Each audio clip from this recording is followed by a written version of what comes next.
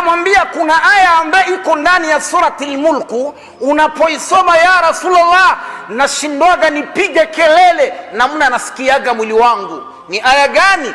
Ni aya ya watu ambao walifanya maasi katika dunia watajuta siku ya kiyama. Inasema nini?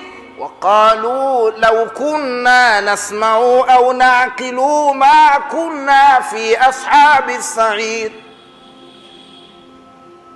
وقالوا لو كنا نسمع أو نعقل ما كنا في أصحاب السعير. Watasema lau tungalikuwa nasikia maneno ya Allah na tungalikuwa na akili ya kujua kama dunia hakuna chochote, muda wetu tujue namna ya kutengeneza, leo tusingelikuwa miongoni katika watu wa ashabu sa'ir kwa kuingia katika huyu moto wa sa'ir. Allah tunusuru mbali na moto wa jahannam. Uona pendaka aya gani?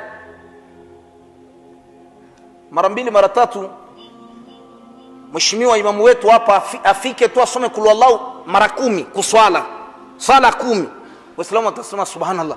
Manake huyu imamu Qur'ani nzima yote sura yenyewe anaona ya kusoma ni kulu Allah tu.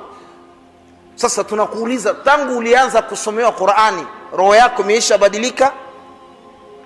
Waf'alul khair, mfanye vitendo vizuri, la'alakum tuflihun, ili tupate kufaulu pepo ya Allah.